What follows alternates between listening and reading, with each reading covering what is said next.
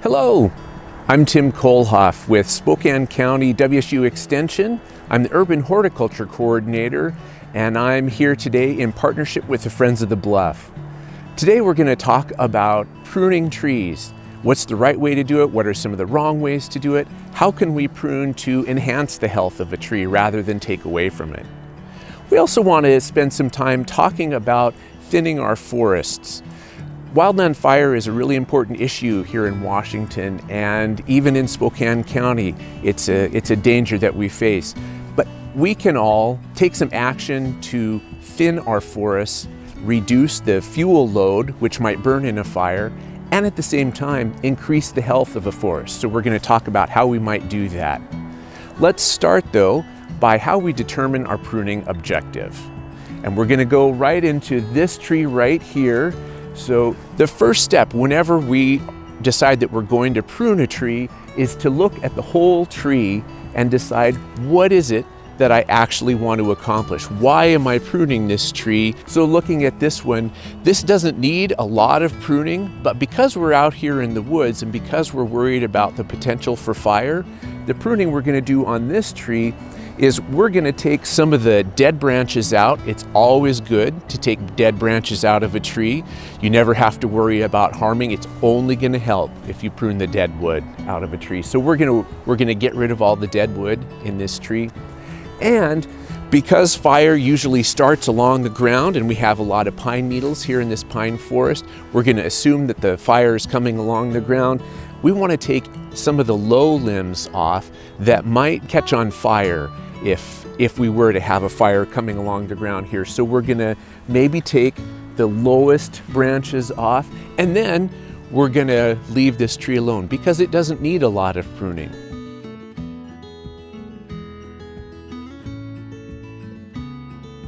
Our objective, our goal for this tree is pretty simple.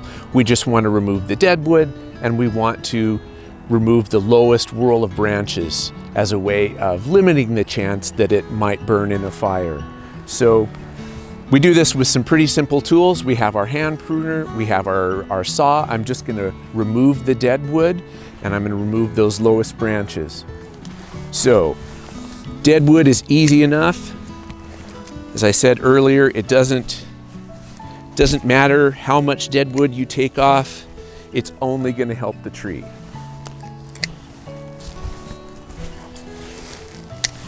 There we go. Now we get to the live wood, and here we want to be a little more careful. There's a part of our branch anatomy I need to explain in order to help you make a proper pruning cut. Wherever a branch joins the trunk of the tree, or wherever it joins a parent branch, meaning a small branch joining a larger branch, there's what we call a branch union or a branch attachment. Where those two branches come together, or the branch and the trunk, there's some overlapping layers of tissue, and these form a little raised up area. It might be easier to see up here. This is called the branch collar. After we prune a branch, this is the tissue that's going to help compartmentalize or cover over the wound that we've made. And so we want to make sure and leave that tissue intact. The way that we do that is that we find the branch collar on the tree, and then we're going to prune just outside it. In other words, we don't want to cut into it. We wouldn't cut like that. We want to cut just a little bit above it so that we're leaving intact that tissue that's going to, in turn, cover over or compartmentalize the wound that we're making. So whether we're using a saw or we're using these hand pruners, we want to make sure and leave that part intact. On pine trees, it's pretty easy to see. The collar is usually really close to the trunk, and so you're less likely to do injury when you're pruning these. It's still important to look where you're pruning and make sure you don't cut into the trunk, because we don't want to leave an injury there. All right, with the saw, we use a slightly different technique. We're still going to stay outside the branch collar, but when we're pruning larger branches, and these are small, but I will demonstrate here, we're actually going to use a 3-cut method to make a cut. So our first cut is going to be what we call the undercut. We're just going to cut no more than 1/4 to 1/3 of the diameter of the branch here. And the reason we're doing that is that when we make pruning cuts on trees, sometimes the branch starts to fall and it creates a tear in the bark. And we don't want that tear. That tear is going to leave a wound. By making that undercut, we're severing that tissue and we're going to prevent that tear from happening. So our first step is the undercut. Our second cut is the through cut, and we make it just up the branch, just farther away from the trunk, so that we just make it farther up the branch from the undercut, so that we're not cutting on the trunk side, but on the branch side of the undercut. We're just going to cut all the way through. That's why we call it the through cut. Now we've left a stub here. We don't want to leave stubs because as trees compartmentalize and as they cover over the wounds they make, that starts from that branch collar we just talked about. If I left this stub here, that tissue would have to grow all the way up the side of this stub, and that would delay that process, in this case probably by a couple of years. So now we're going to make our final cut. We're going to make it just outside the branch collar, and this is the one that counts, because this is the one that's going to leave hopefully a really clean cut on our tree, one that's going to compartmentalize or cover over effectively and easily within a year or two.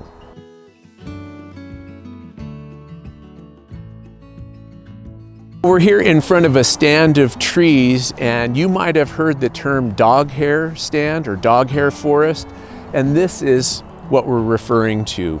I think the term came from trees growing as close together as hair on a dog, and so you can see a lot of trees packed into a very small area here. Now, one thing about all of these trees is that they're competing with each other. There's only so much nutrient in the soil, there's only so much water, and there's only so much sun that can make it through the shade of the larger trees, and all of these trees here are competing for that same set of water, nutrients, and sunlight.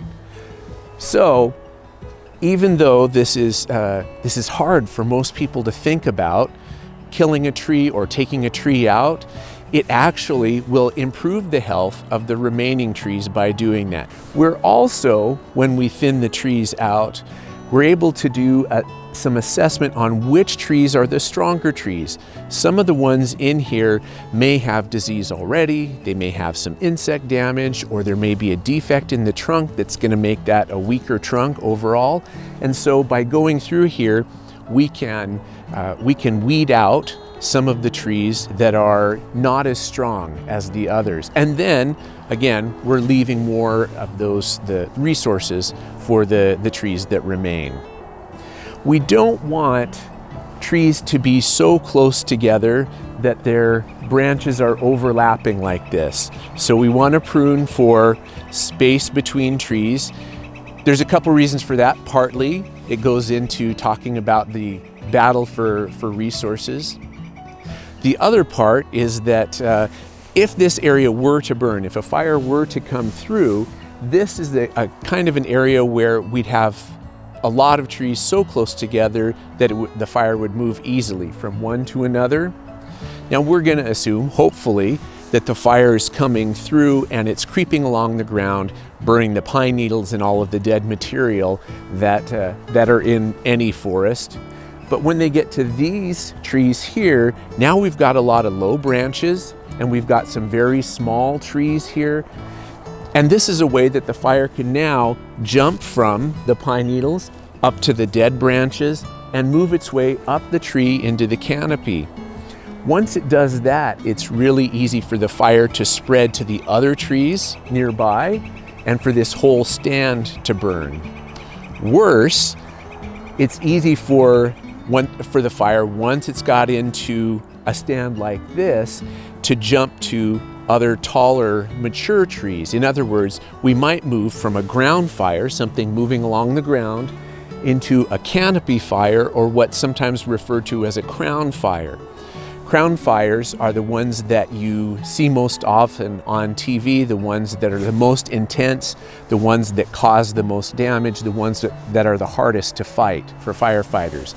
And so what we want to do as we're thinking about thinning our stand of trees is we want to improve the health of the stand. We also want to reduce the risk of fire. And we can do that by pruning or thinning for space between trees so the canopies aren't overlapping like they are here. And we're going to remove some of those low branches so that the fire can't jump from the ground up into the tree. We sometimes call those ladder fuels because it's a ladder for the fire to climb up into the canopy of the tree. Well, let's talk about the process of deciding which trees stay and which trees we remove when we're thinning a stand like this. So I've had a chance to look at this a little bit, and I see this tree right here. This is one that we're going to leave. The reason that I decided this was the one to keep was that it's a healthy tree. It's also growing really vigorously, and so it's doing well in competition with the other trees around here. Also, this is the tallest tree in the stand. I didn't choose it for that reason, but because it's the healthy tree, it's a vigorous growing tree, and it's also away from some of the more mature trees that are in the area. So if this is the tree that we keep, we're going to have a nice healthy forest into the future. But now I'm going to start thinking about thinning around this tree, and so anything that's growing too close to it is one that I'm going to remove. Even if it's a basically healthy tree, we're trying to do this so that we have fewer trees but healthier ones, as well as reducing the risk of fire.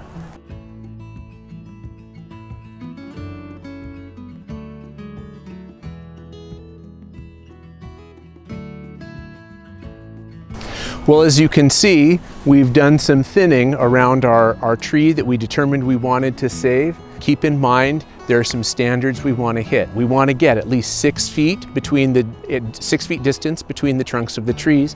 We don't want our canopies to overlap. We don't want branches touching branches or growing past each other where fire could easily jump from tree to tree. Keep those rules in mind, and then also know that we're making the best decision that we can in a place that isn't out of a video or a textbook. So sometimes you have to just make the least worst decision of several choices. And if you keep that in mind and keep working towards those standards, then you're going to be helping reduce fire risk and increasing the health of the forest. Thank you for joining us, and thank you for your interest in improving the health of our forests around Spokane, for doing good pruning work when you're out working with trees, and for reducing the risk of wildland fire, which is a danger all over Washington. If you have more questions about how you can get involved, contact the Friends of the Bluff at friendsofthebluff.org. You can also reach out to me. I'm happy to answer questions. I'm at WSU Extension, and we answer questions not just on pruning trees or on forestry, but on all sorts of gardening and landscaping topics. Thank you again for joining us.